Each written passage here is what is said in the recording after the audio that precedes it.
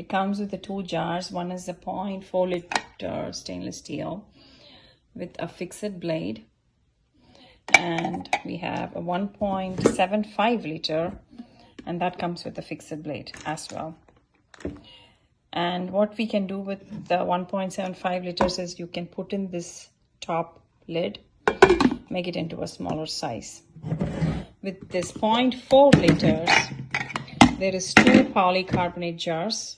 They come with a storage lid as well, and you can add in your contents and grind here and make it into a bigger jar as well. And they come with a closure like a storage container. You can use it as well. So this is the smaller one and that's the bigger one. And here is your juice extractor. It is 1.5 liters. And this is the whole set of the Preethi blue leaf mixie.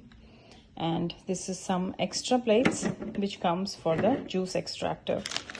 You have a stirrer and you have your extra parts right here. And it comes with an instruction manual. And this is your Preethi blue leaf. It's just unboxing the mixie. Thank you.